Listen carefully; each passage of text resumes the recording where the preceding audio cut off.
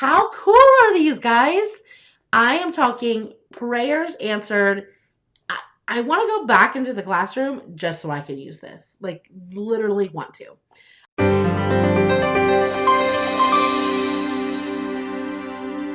Hey everyone, I'm super excited to be here tonight.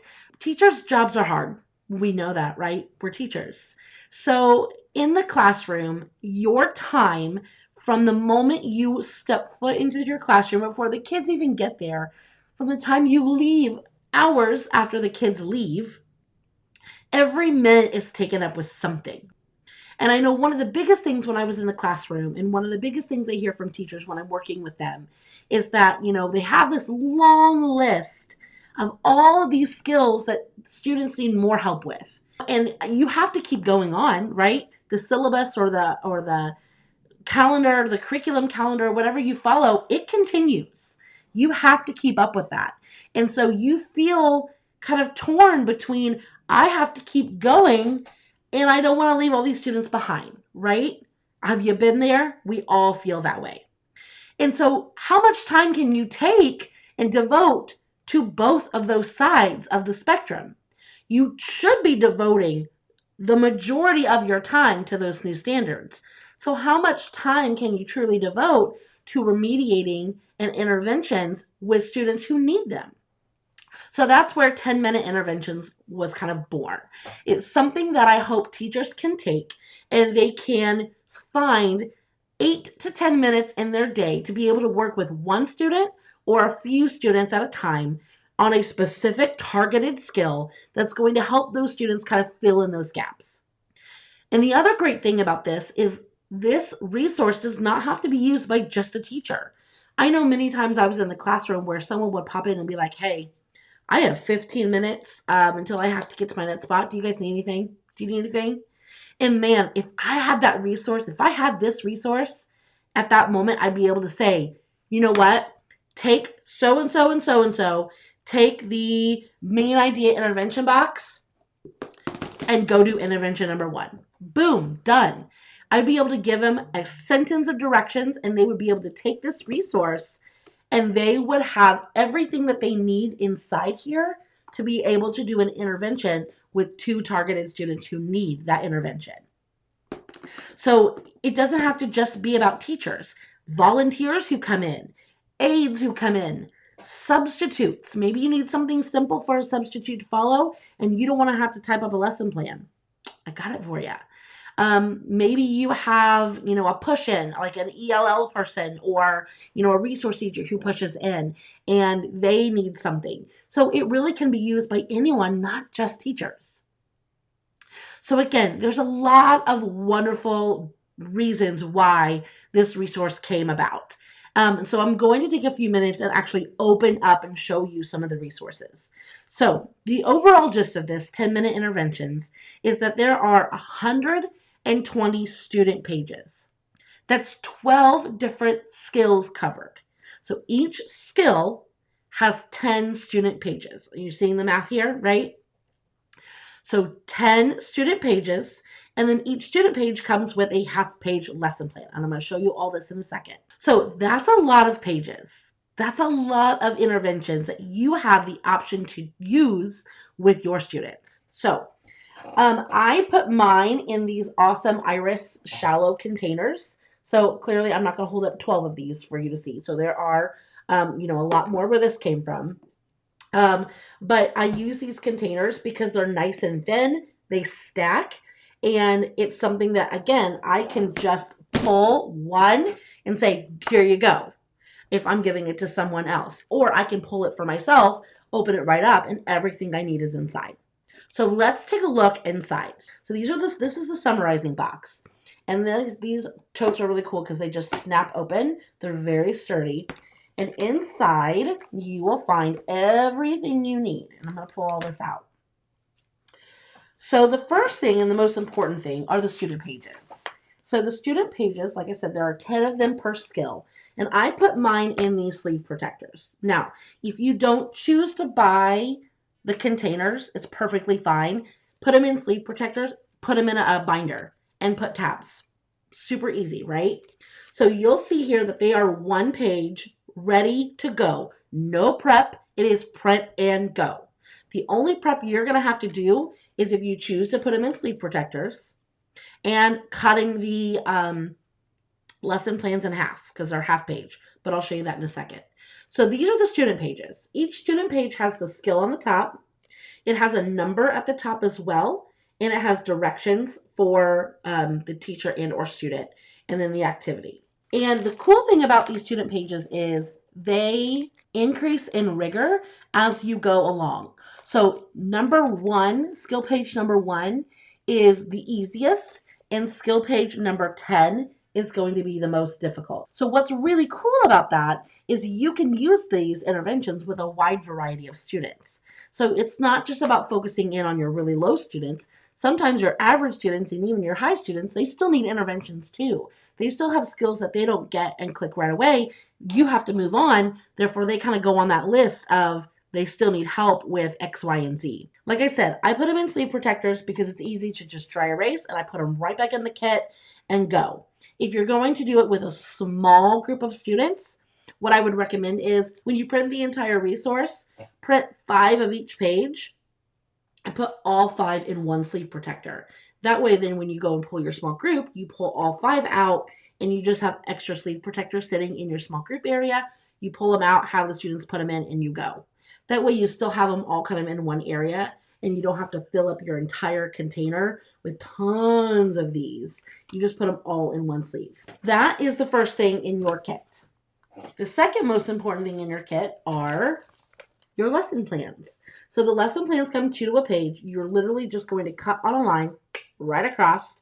I do have mine hole punched in the corner with a little like 1/4-inch binder ring, just because I don't want them floating all around in the tubs. I want them in one spot that I can find and they're not going to get out of order.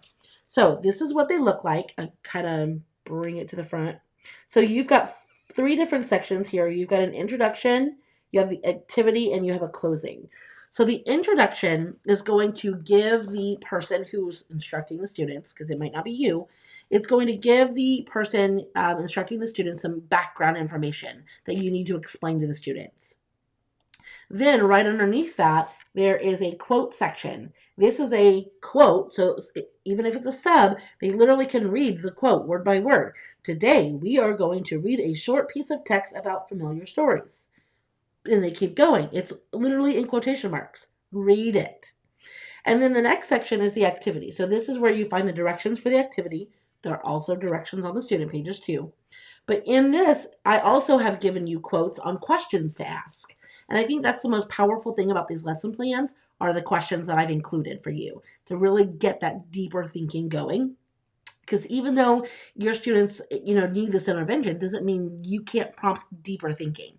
And that deeper thinking and that conversation you're going to have with that student is going to help them move faster towards mastery, more than just doing the activity well. And then the final part down here is the closing. This is where I, again, give you like 3 to 6 questions that I want you to ask the students before you wrap up the activity. So all in all, the activity should take anywhere from 7 minutes to 12 minutes if you're a talker like I am sometimes. But really 10 minutes average is what it should take to do the intervention. So each page, again, it matches the number. So when I pull intervention number 1, I need lesson plan number 1. Super easy. Here you go. You're ready to go help your student. And then the last thing that you put inside your kits or your binder are these pages. So this is basically a tracking sheet that's going to allow you to keep track of who has done what intervention. So like I said, you've got students kind of on all different levels, right? So you may need to have one student do multiple interventions before they get to hit that mastery. So you're going to write the students' names on the side, and then you're going to put just check marks or color the boxes based on which intervention that you do. So maybe you have Susie here at the top, and maybe you start her on intervention number 4, and you realize that maybe it was a little too difficult. That's fine. So you go back and do intervention number 2, so then you color that box. And then you have an aide come in, and they're like, hey, what can I do to help you? You know what? Go pull Susie and figure out which intervention she needs next. So they're going to pull this, so they're going to see Susie did number 2 and number 4, so they can choose to do number 3 or number 5. They can make that, educated decision. It's an easy way for you to communicate with people, especially if you don't have a lot of time to be like, I don't know which ones they've done or which ones they haven't or which one should be next. It's all in here. So all you have to do is keep this sheet kind of on the top. Make sure you fill it out when you pull the student and pull the tab, and it's good to go. So there are only 15 sections, so you will need to print this front and back, obviously if you have more than 15 kids, but that's super easy to do. So there is your tracking sheet. The only other thing that I keep inside the tub are these really cool erasers that I get from the Dollar Tree. They're actually makeup erasers, but they work perfectly for dry erase. So I keep some of those in there as well as dry erase markers. So that is a sneak peek look inside your kits. How cool are these, guys? I have these for 12 different skills. So you're going to have 12 different boxes all lined up. And I do have the labels included. So you can put a big label on the side, and then also if you want to put them in the front, there are front labels included as well. So why? Why should you grab this for your classroom? Well, first off, it's a prep once and done. You prep this one time, and you never have to prep it a year after year. Like now that I have this done and prepped, I will never have to go back and redo it. It took me maybe a half an hour to prep everything as far as like printing it all, cutting the half pages, and putting the sleeves of the page protectors or putting the papers in the sleeve protectors and getting them in there. The other thing I love about this is the storage. You either have one spot for a binder and you just grab tabs at, Walmart or whatever, and you put tabs in between each section and you just open it and go. Or you have these awesome tubs. They look really cool. It makes you look like you're organized. If you are, great. And if you're not and it's an illusion, wonderful. But it makes people think, oh, wow, she's organized. Another great thing about these, it's multi-level. So you have a range of students in your classroom, right, who range from 2 grades below to 2 grades above. You really can use this resource, even though it says intervention, with multi-levels. So it's not just something that you use just for your lower students. And that's something I absolutely love about it as well. Also, if you have one student who's just really struggling, you have a lot of options for that one student. For every single skill, you have 10 different options to give them. So after you have done your tier 1 teaching, which is the most important, make sure they're getting solid access to that tier 1 instruction. Then you can go through and say, okay, now I have 10 other options that I now have at my fingertips that you and I can do. And man, we're going to get you where you need to be. And obviously, these interventions are quick. It's one page. One little page, get through it, and go about your day. So when I was kind of brainstorming this resource, I'm thinking, where and when in a day would teachers use these? So I kind of went through and thought about, like, where did I find random times of my day that I'm like, wow, I've got 10 extra minutes or even 5 extra minutes where we can get started, and maybe I finished at the end of the day before the bell or something. But sometimes my centers wouldn't, always take the whole time. I'd be doing a guided reading group and we'd get done with that lesson super quick. Boom, I now have time for one of these. Or maybe math class ended early and we can't start lunch until, 10 minutes later. Boom, I have time for one of these. Or maybe it's the end of the day and science class, got wrapped up and the bell doesn't ring for 10 minutes. Boom, I have time for one of these.